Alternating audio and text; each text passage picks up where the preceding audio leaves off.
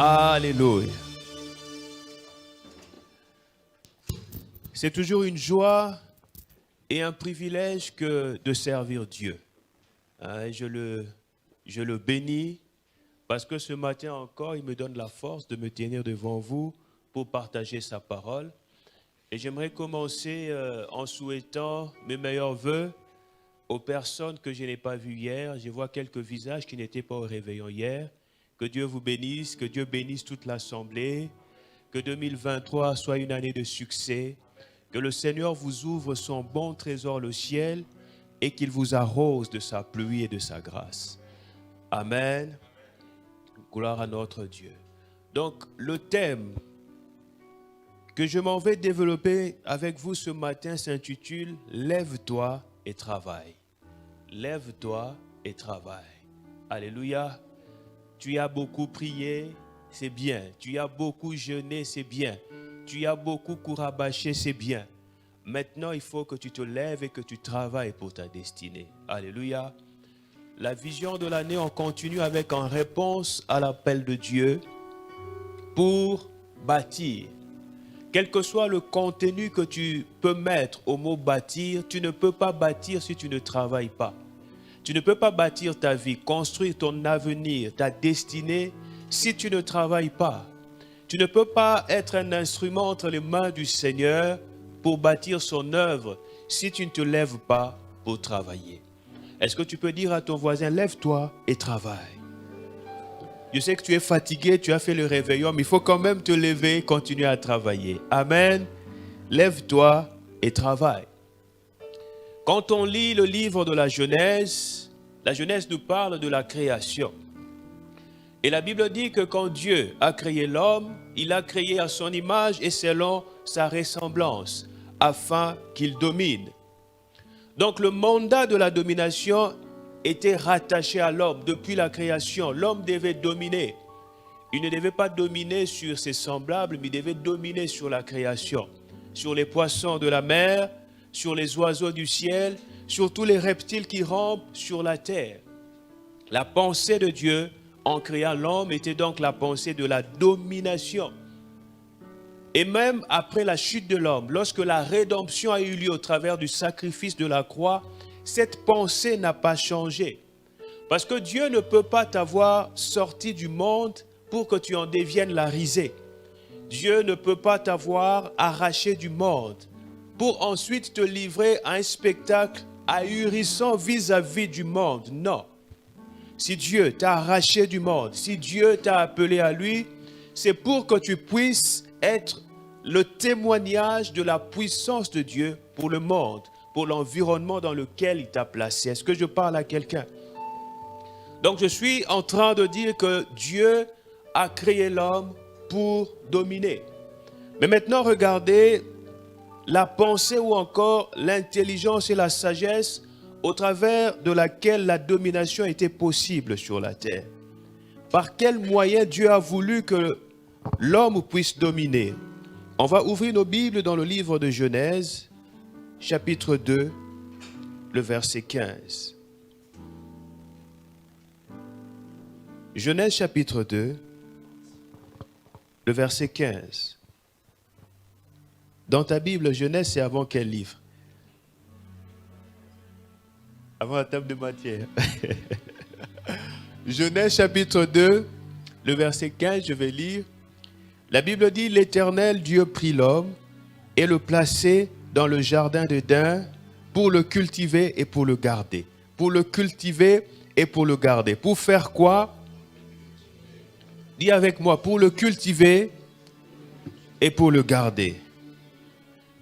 Amen. Est-ce que tu peux vraiment le dire avec moi? Pour le cultiver et pour le garder. Ce verset nous apprend que la responsabilité que Dieu a confiée à l'homme dans le jardin, c'était la responsabilité de travailleur. Dieu a placé l'homme dans le jardin d'Éden pour le cultiver et pour le garder. Bien-aimés, vous ne pouvez pas cultiver si vous êtes paresseux. Le fait de cultiver implique que l'homme placé dans le jardin d'Éden devait être travailleur. Imaginez un peu Adam dans le jardin d'Éden. Il avait entre ses mains toutes sortes de semences. La sémence de la mangue, la sémence de l'avocat et toute espèce de semences qu'il devait mettre à terre, à l'intérieur. Bien-aimé, cultiver n'est pas une tâche aisée. Ce n'est pas une tâche réservée aux paresseux. J'en sais quelque chose parce que à notre époque, quand on grandissait à Kinshasa, je ne sais pas si ça a changé, la plupart des foyers avaient un petit champ derrière la maison.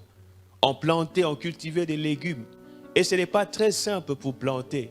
Il faut remuer la terre, il faut enlever les pierres, il faut enlever les mauvaises herbes, il faut s'aimer la graine et ensuite il faut venir arroser. Et ce n'était pas une tâche réservée aux paresseux. Dieu, dans sa pensée, il n'a jamais conçu l'homme pour que l'homme soit paresseux.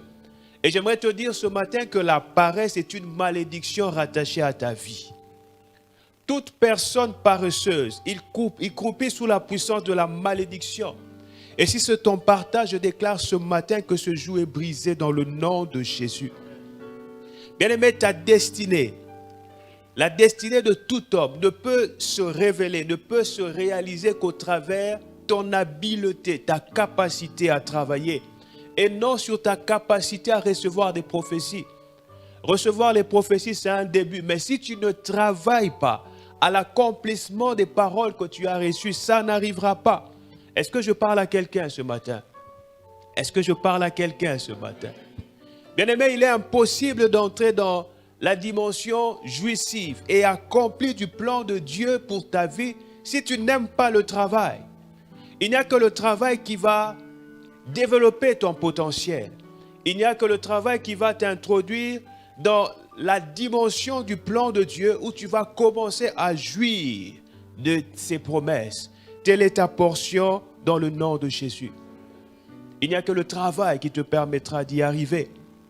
Et c'est la raison pour laquelle, quand Dieu a préparé son peuple pour aller à la terre promise, avant que Israël ne puisse aller conquérir Canaan, en Égypte, ils faisaient quoi? Quelle était leur fonction? Quels étaient leurs rôles? Ils étaient quoi en Égypte, les enfants d'Israël? Ils étaient esclaves. Est-ce que vous pensez que c'était par hasard que Dieu a permis que son peuple soit esclave en Égypte? C'est parce qu'en étant esclaves, comme fabricants de briques, ils avaient développé la mentalité des personnes qui travaillent. Les esclaves travaillent du matin au soir. Ce n'était donc pas un hasard. Alléluia.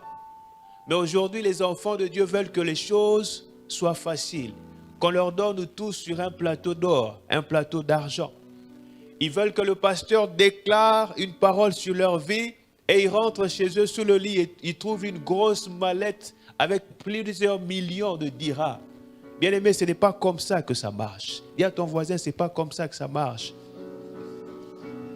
Dieu peut faire tout. Certains d'entre vous auront peut-être les miracles rares de ce type-là. Mais ces genres de miracles arrivent très rarement. Peut-être une fois durant toute une vie. Peut-être une fois tous les 8 ans. Mais même si tu as reçu ces genres de miracles, il faut quand même travailler pour maintenir cette richesse. Alléluia. Quand les enfants d'Israël devaient entrer dans la terre promise, ils étaient dans le désert. Et dans le désert, ils mangeaient le pain du ciel. Ils dormaient, ils se réveillaient, ils trouvaient que la manne et la caille recouvraient la terre. Mais qu'est-ce qui s'est passé quand ils sont entrés dans la terre promise? Est-ce que la manne continuait de tomber? Est-ce que la manne continuait de tomber? C'est parce que Dieu était en train de leur dire qu'ils étaient maintenant entrés dans un nouveau cycle. C'est le cycle du travail. Est-ce que je parle à quelqu'un ce matin? J'aimerais lire avec vous encore un passage dans le livre de Proverbes, chapitre 12, le verset 27.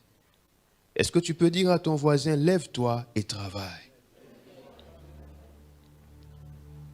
Proverbes, chapitre 12, le verset 27.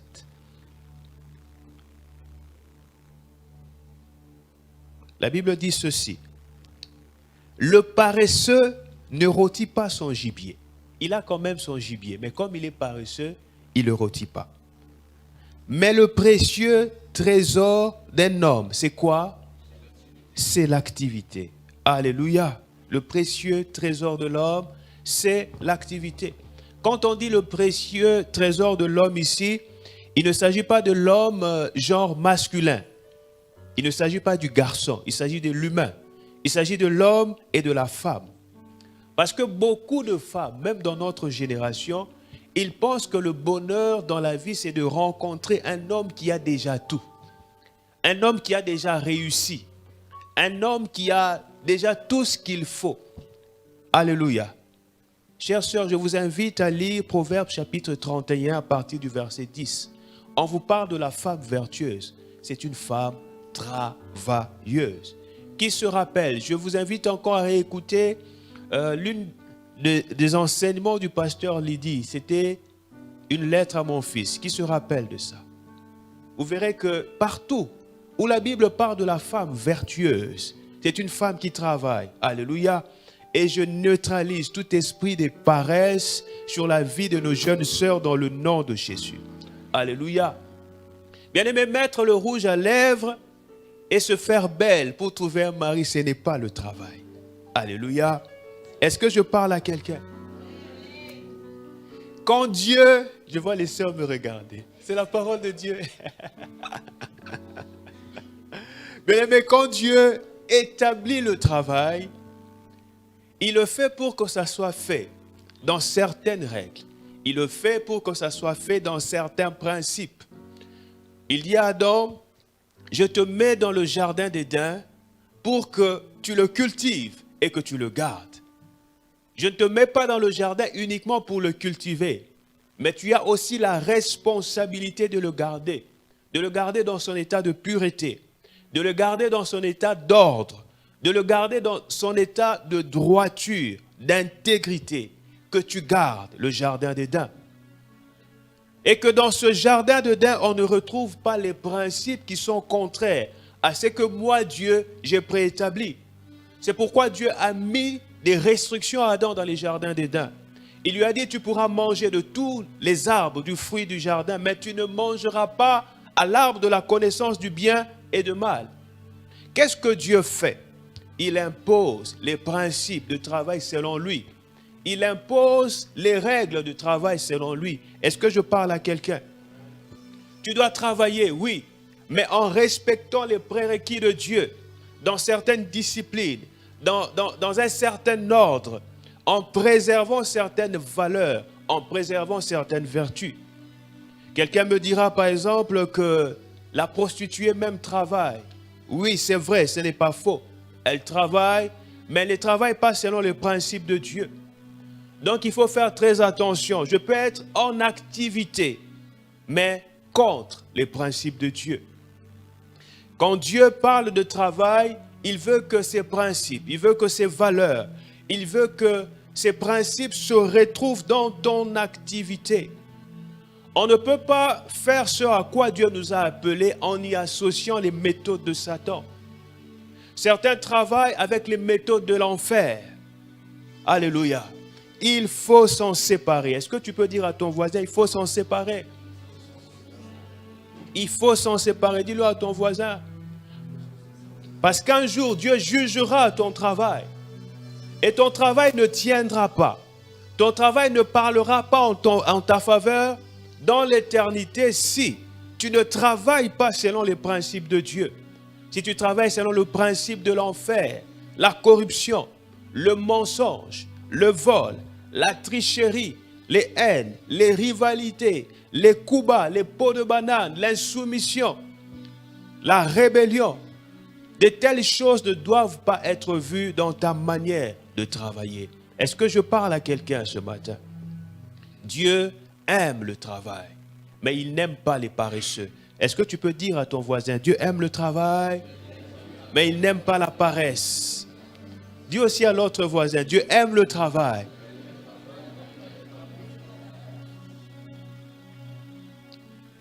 Qu'est-ce qu'un paresseux? C'est sur quoi je vais m'atteler durant la suite de mon intervention. Je vais donner un certain nombre de caractéristiques qui décrivent qui est un paresseux. Alléluia. Le but n'est pas d'aller chercher qui est paresseux. Le but, c'est d'examiner toi-même. Parce que certaines personnes sont spécialistes pour écouter la parole de Dieu pour les autres. Alléluia. Je me rappelle de l'histoire d'un couple qui s'est disputé. Ils étaient partis au culte le matin. Et le pasteur a prêché, a prêché, a prêché. Quand ils sont rentrés à la maison, la femme a commencé à attaquer son mari. Tu as écouté la prédication. Le pasteur a parlé de toi aujourd'hui. Alléluia. Il ne faut pas écouter la parole de Dieu pour les autres. Il faut écouter pour toi-même. La parole de Dieu est comme un miroir. Alléluia. On le voit avec nos jeunes sœurs. Quand elles se regardent dans un miroir, s'il y a quelque chose à ajuster, qu'est-ce qu'elles font? Elles ajustent. Alléluia. Le paresseux. Qu'est-ce qu'un paresseux? Un paresseux, c'est simplement quelqu'un qui n'aime pas le travail. Un paresseux, c'est simplement quelqu'un qui n'aime pas travailler. Tout ce que j'ai dit depuis le début ne le concerne pas, parce qu'il n'aime pas travailler. Et la Bible a établi un principe. La Bible dit que celui qui ne travaille pas, la suite c'est quoi? Qu'il ne mange pas non plus. C'est ce que la Bible dit. Ça veut dire que dans le plan de Dieu, on ne devrait pas manger quand on ne travaille pas. Le paresseux, c'est quelqu'un qui n'aime pas l'effort. S'il y a quelque chose qui va demander un petit effort, le paresseux est en souffrance. Avant d'aller plus loin, j'aimerais dire que la paresse, dans certains cas, peut avoir des racines spirituelles. Dans certains cas, pas dans tous les cas. Elle peut avoir des racines quelque part spirituelles. Quelqu'un peut être assis quelque part en train de parler contre ta vie, en train de parler contre ton nom, et subitement tu sens que tu n'as plus d'engouement, tu n'as plus de zèle, tu n'es plus fervent. Pourquoi? Parce que quelque part le filet de la paresse est tombé sur toi. Et c'est comme ça que ta destinée commence à s'assombrir. C'est comme ça que ta destinée commence à s'obscurcir. Parce que tu n'as plus envie de te lever pour travailler. Bien aimé, la paresse peut être envoyée comme un esprit sur ta vie. Et souvent, quand la paresse vient s'installer, ça vient pour ruiner. La paresse peut ruiner toute une famille. La paresse peut ruiner toute une ethnie. Il y a des ethnies, par exemple, dans tous les pays du monde. Il y a des ethnies qui sont connues, par exemple, parce qu'ils n'aiment que la facilité. Ils n'aiment que les plaisirs. Alléluia. Bien-aimé, si c'est ton cas ce matin, je brise ce joug et cette malédiction dans le nom de Jésus. Je déclare qu'il n'y a aucune conspiration du monde de la nuit qui tiendra sur ta vie durant cette année dans le nom de Jésus. Je déclare, je décrète et j'établis que les valeurs du travail qui ont été rattachées à Adam dans le jardin d'Éden se retrouveront dans tes membres dans le nom de Jésus. On va ouvrir nos Bibles dans le livre de Matthieu. Le parabole des talents. On nous parle d'un gros paresseux dans cette parabole. Matthieu chapitre 25. Est-ce qu'on se communique ce matin? Matthieu chapitre 25. Du verset 24 au verset 34.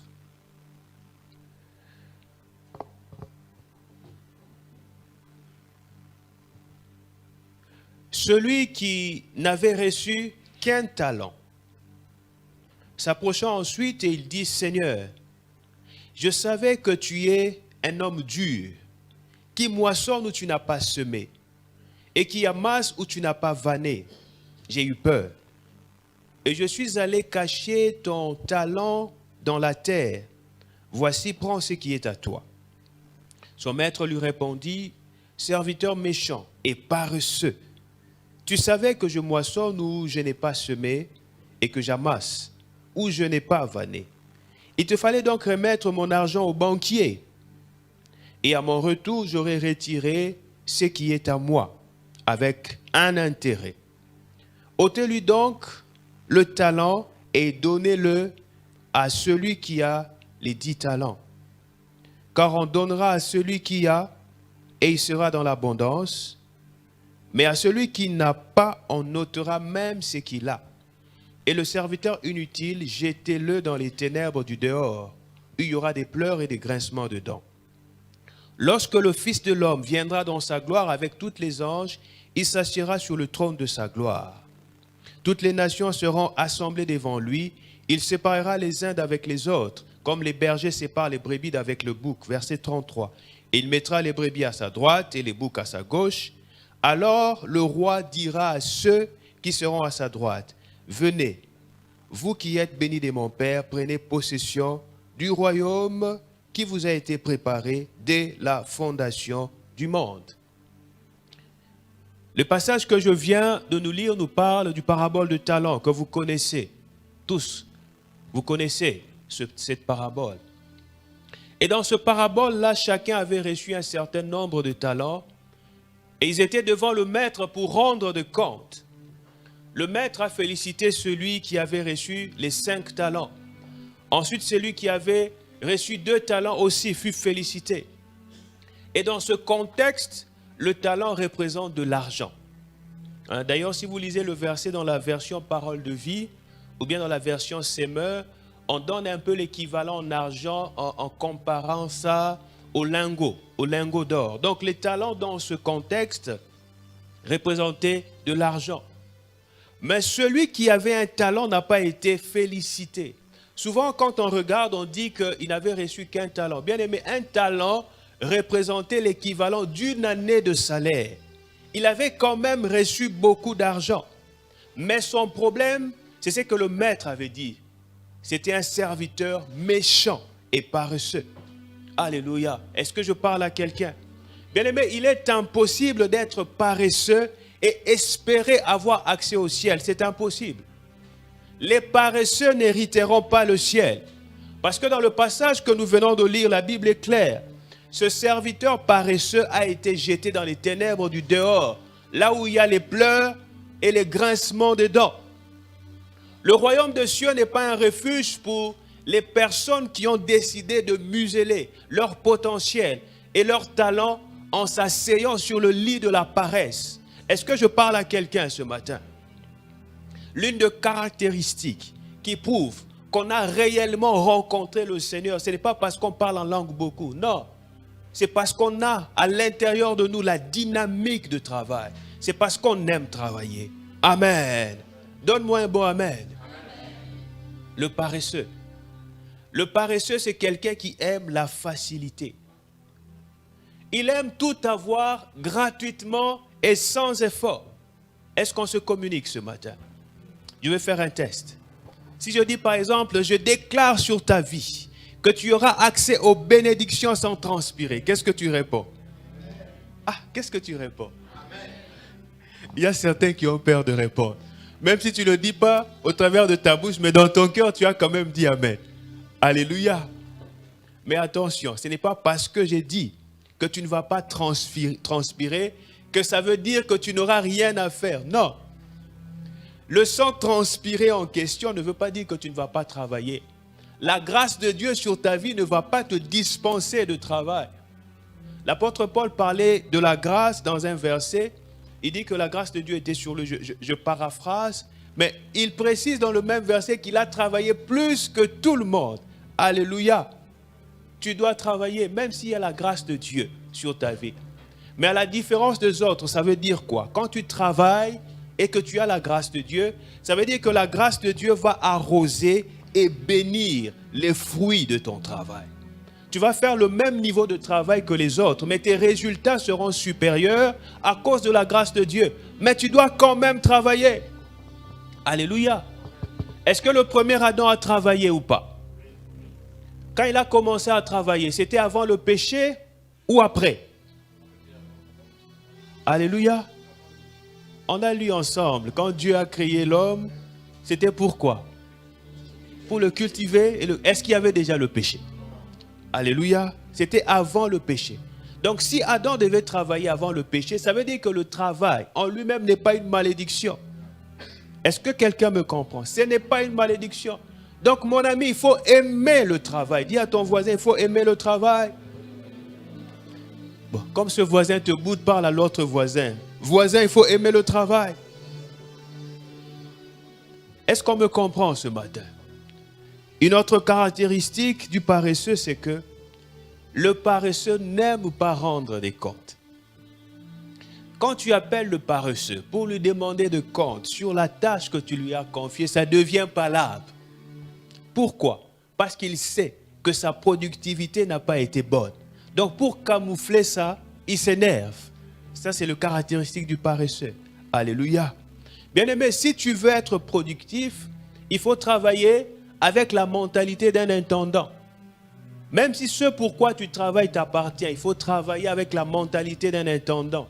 Un intendant, c'est qui? C'est un gestionnaire qui travaille pour quelqu'un. Et si tu travailles pour quelqu'un, tu dois rendre des comptes. Alléluia.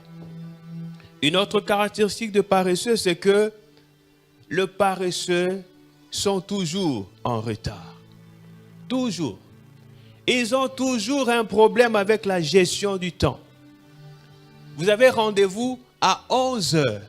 Mais c'est à 11 heures qu'il entre dans la douche chez lui pour commencer à se laver. Et pourtant, le rendez-vous, c'est à 11 heures. Alléluia. Les paresseux, toujours en retard. Respo, il faut commencer. J'arrive. Lundi, tu arrives. Mardi, tu arrives. Mercredi, tu arrives. Dimanche, tu arrives. Toujours en retard. Ça s'appelle la paresse. Dis avec moi, ça s'appelle la paresse. Il faut racheter le temps, nous dit la Bible. Alléluia. Vous savez, la ponctualité, c'est quelque chose d'important. J'ai travaillé pendant plus de 10 ans avec un pasteur suisse. C'est l'une des personnes qui m'a appris la ponctualité. Je me rappelle la première fois où j'avais rendez-vous avec lui. Je suis arrivé avec 10 minutes de retard. Il était grand de taille, costaud, musclé. J'arrive, je vais le saluer, je sens que le pasteur n'est pas content. Il était tout rouge. J'ai dit, mais pasteur, qu'est-ce qui se passe? Il dit, non, pasteur. Chez nous en Suisse, venir en retard à un rendez-vous, c'est pire qu'une insulte. Alléluia. Les meilleures montres du monde, là, les Rolex, ça se fabrique chez eux. C'est des gens qui aiment la ponctualité. La ponctualité, c'est l'exactitude des rois. Alléluia. La royauté, est-ce qu'il y a des rois dans cette salle? Et la royauté est démontrée par notre capacité à bien gérer le temps. Le paresseux ne fait rien de son temps. Il ne fait rien de sa vie. Et par la suite, il va imputer ses échecs et ses erreurs à ceux qui l'entourent. Et l'argument le plus récurrent des paresseux, vous savez c'est quoi? J'ai oublié. Mais bien aimé, on devait faire ça. Tu dis, ah oui, mais j'ai oublié. Alléluia. Bien aimé, quand vous êtes tout le temps en train d'oublier la tâche que vous devez faire, c'est un indicateur qui montre que quelque part, la paresse est en train de s'agripper à votre âme. L'homme diligent n'oublie pas. L'homme diligent se hâte, il s'empresse d'exécuter sa tâche. L'homme diligent a un carnet où il inscrit toutes ses tâches afin de ne pas les oublier. Amen. Un autre argument de celui qui n'aime pas le travail, vous savez c'est quoi? Je dormais. J'étais en train de travailler, je n'ai pas compris. Le sommeil m'a pris. Est-ce que je parle à quelqu'un? On va lire Proverbe, chapitre 6. Que Dieu te délivre de la paresse dans le nom de Jésus.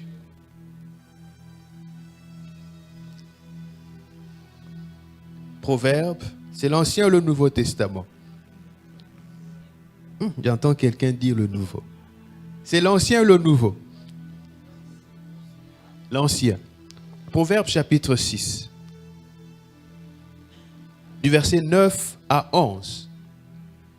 Paresseux, jusqu'à quand seras-tu couché? Quand te lèveras-tu de ton sommeil? Un peu de sommeil, on n'a pas dit beaucoup, hein. Un peu. Nos frères marocains disent chouïa. Un peu de sommeil, un peu d'assoupissement, un peu croiser les mains pour dormir. Et la pauvreté te surprendra comme un rôdeur. Et la disette comme un homme en arme. Qui veut la pauvreté dans sa vie? Qui veut la disette dans sa vie? Alors dis à ton voisin, arrête de dormir. Dis bien à ton voisin, arrête de dormir. Bien aimé, est-ce que vous savez que quand vous avez l'âme diligente, le sommeil ne pourra pas être assez puissant pour vous empêcher d'accomplir votre tâche? Quand on est vraiment déterminé à accomplir une tâche, on peut refuser de dormir. Bien aimé, si tu veux être travailleur, tu dois apprendre à contrôler ton sommeil. Tu ne peux pas être là et tu dors à 19h et tu te réveilles à 15h. Comment tu fais? Et quand tu te réveilles à 15h, là, c'est pour aller manger et ensuite tu vas encore dormir. Comment tu fais? Alléluia. Est-ce que je parle à quelqu'un? Ce n'est pas normal. Dis à ton voisin, ce n'est pas normal. Bon, ce voisin-là a commencé à te bouder. Dis à l'autre voisin, c'est pas normal. La paresse. Les personnes paresseuses n'aiment pas un leadership contraignant. Les personnes paresseuses n'aiment pas un leadership exigeant. Les personnes qui ont un leadership exigeant, c'est-à-dire ce sont des personnes qui font tout avec droiture. Ce sont des personnes qui aiment l'excellence. Ce sont des personnes qui vont te demander de comptes rendus parce qu'ils sont droits, ils sont nichés. Mais une personne paresseuse, quand il travaille sur ce genre de leadership, il n'est pas à l'aise parce qu'il aime le désordre. Il n'aime pas l'ordre parce qu'il n'aime pas travailler. Et c'est le plus gros problème chez nous en Afrique. Allez voir les fonctionnaires, c'est incroyable. Quand on leur dit de venir à l'heure, ils se plaignent. Non, le patron là, il est très compliqué. Ils viennent au travail à 11h. S'il entre même dans son bureau. Mais à 14h, il est déjà parti. Mais comment est-ce qu'on va construire nos pays quand on n'aime pas travailler? Est-ce que je parle à quelqu'un? Il y a aussi une autre chose que j'entends et je vois chez certains enfants de Dieu. Il y a certains enfants de Dieu qui sont leaders à l'église. Mais quand ils sont dans leur société, ils prennent 2 heures du temps pour prier et lire la Bible au lieu de travailler. Ce n'est pas normal. Dis à ton voisin, ce n'est pas normal. Ce n'est vraiment pas normal de lire la Bible à 1 heure de travail, à 1 heure où tu dois travailler. Si on vous donne de l'argent pour travailler et qu'au lieu de travailler, vous êtes en train de lire la Bible ou de prier, même vos prières ne seront pas exaucées par Dieu. Parce que vous n'êtes pas en train de faire ce pourquoi vous avez mangé l'argent. Le travail n'est pas le lieu pour prier. Est-ce que je parle à quelqu'un? Et de telles personnes, bien aimées, s'il y a un seul jour de retard de salaire, le patron va savoir que ces personnes sont là. Alléluia. Elles exigent la rémunération alors qu'elles n'ont pas contribué pour que la société puisse entrer dans son chiffre. Alléluia. Il ne faut pas être de ce type de personnes. Que votre présence, quelque part, pousse l'endroit vers l'avant. Alléluia. Il ne faut jamais faire partie du problème dans un environnement, dans un milieu professionnel. Il faut toujours faire partie de la solution. Alléluia. Il faut travailler avec votre cœur, comme pour Dieu. C'est très important. Et quand vous travaillez de cette manière, vous allez vous rendre compte que les personnes qui travaillent sont toujours favorisées par le ciel. Si vous travaillez avec votre cœur dans la droiture, dans la justice, le ciel va vous accompagner. Est-ce que tu peux dire à ton voisin, il faut travailler? Ce voisin te boude, dit à l'autre voisin, il faut travailler. Et je neutralise la paresse sur ta destinée dans le nom de Jésus. Donne-moi un bon amen. Bien-aimés, quand vous travaillez, vous ne dépendez de personne. Vous êtes libérés de l'esprit de la sorcellerie. Qu'est-ce qui amène les jalousies, les conflits, surtout dans les familles? Certains travaillent, d'autres ne travaillent pas. Et ceux qui ne travaillent pas, ils sont en train d'accuser les autres. C'est parce qu'un tel ne m'a pas donné. C'est parce que mon frère est riche, il a réussi, mais il ne s'occupe pas de la famille. Bien aimé, il faut travailler. Alléluia. Nous avons tous sur notre tête un même Dieu. On a tous un même Dieu dans le ciel. On a tous Dieu en nous. On a tous 2 mains. Qui a 3 mains ici? On a tous une bouche. On a tous 2 pieds. On a tous un nez. On a tous 2 oreilles. Alléluia. Et il n'y a aucune raison que ça marche chez eux et que chez toi, ça ne marche pas. Ça veut dire que c'est toi qui es le problème. Il faut travailler. Est-ce que je parle à quelqu'un? Bien aimé, quand tu es un travailleur, tu es quelqu'un de déterminé. Si tu dis à cette montagne, ôte-toi de là et va te jeter dans la mer, si la montagne ne bouge pas, si toi tu es travailleur, qu'est-ce que tu vas faire? Tu vas grimper la montagne et tu vas traverser, tu vas avancer. Il n'y a rien qui t'arrête quand tu as la mentalité de travailleur. Tu es déterminé. C'est ça le travail. Nous devons aimer le travail. Est-ce que je parle à quelqu'un ce matin? Une autre caractéristique des paresseux, c'est que les paresseux ne se remettent jamais en question. Très rarement. C'est toujours quelqu'un d'autre qui est à l'origine de leurs problèmes. Toujours en train d'accuser les autres. Ces personnes manquent le courage de se lancer, mais ils trouvent des excuses pour se conforter dans cette situation. Non, j'ai eu peur. Comme dans ce texte, celui qui est parti cacher le talent, il a dit au maître, j'ai eu peur. Je savais que tu es un homme mauvais. Je te connais. Je sais que tu moissonnes même là où tu n'as pas semé. Et je suis allé cacher ton argent. Le maître dans le texte que nous avons lu était un homme discipliné. Le maître n'était pas mauvais, il était simplement discipliné. Mais les paresseux n'aiment pas les gens disciplinés. Alléluia. Vous savez, il y a des gens compliqués, très compliqués. Très compliqués. Tu leur donnes ton argent. Et le jour où tu viens leur demander de compte, bien aimé, je t'avais demandé de te donner tel montant pour faire telle chose, et tu viens leur demander de compte, ils disent que tu es trop dur avec l'argent. Tu es mauvais. Bien aimé, écoutez-moi très bien. Si tu ne peux pas être dur sur la gestion de l'argent, l'argent ne va pas rester chez toi. Est-ce que je parle à quelqu'un? Vous n'allez jamais voir quelqu'un qui construit une fortune, qui n'est pas quelque part rigoureux en termes de gestion. Vous ne trouverez jamais. Les personnes qui sont rigoureuses, qui ne sont pas rigoureuses plutôt, ils ne construisent rien de leur vie. Sinon, vous allez toujours être en train de sponsoriser les gens. Non, tu donnes l'argent à tante X. L'oncle X vient, tu lui donnes encore l'argent. Le cousin X vient, tu lui donnes encore l'argent. Alléluia. Tout le monde viendra chez toi pour demander des trucs. Non, c'est pour la fête. Non, c'est pour la couverture. Non, c'est pour le gâteau de mariage. Non, c'est pour le champagne. Si tu n'es pas rigoureux, si tu n'es pas discipliné, bien aimé, tu ne vas jamais rien construire de ta vie. Surtout chez nous en Afrique. Et c'est la raison pour laquelle, d'ailleurs, notre gestion sociétale en Afrique met plusieurs personnes en retard. Quand tu essayes de lever la tête un peu, c'est tout le monde qui vient et tu t'écroules. Est-ce que je parle à quelqu'un? Est-ce que je parle à quelqu'un? Dès que quelqu'un a un petit salaire, qu'il travaille, c'est tout le village qui vient s'agripper sur ce petit salaire-là. Vous savez, le paresseux souvent est l'instrument du diable. Le paresseux est un instrument du dévoreur. Dans Malachie, la Bible parle du dévoreur. Vous le connaissez ce verset, n'est-ce pas? Et le paresseux souvent est l'un des instruments du dévoreur. Il vient pour fragiliser la fortune de ceux qui sont en train de vouloir monter, en train de vouloir se lever. Quand tu leur dis que tu n'as pas d'argent, ils te disent, tu peux quand même aller t'endetter. Tout ça pour te maintenir dans la pauvreté. Je le vois dans certaines familles.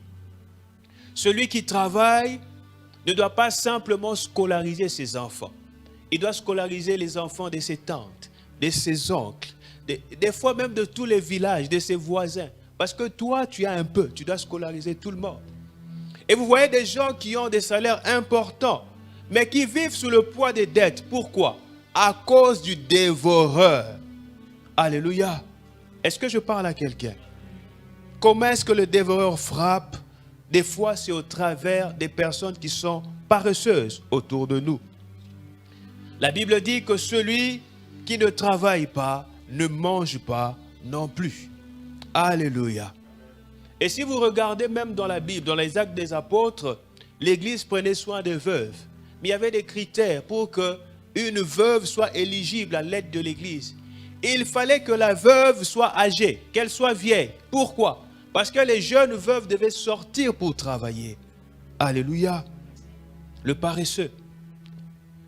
Le paresseux est quelqu'un qui n'a pas pitié de sa destinée. Parce qu'il a décidé de s'installer, d'installer sa destinée sur le lit de la médiocrité, sur le lit de la mendicité, sur le lit de la dépendance des autres, que cela ne soit pas ton partage dans le nom de Jésus. Je disais que cela ne soit pas ton partage dans le nom de Jésus.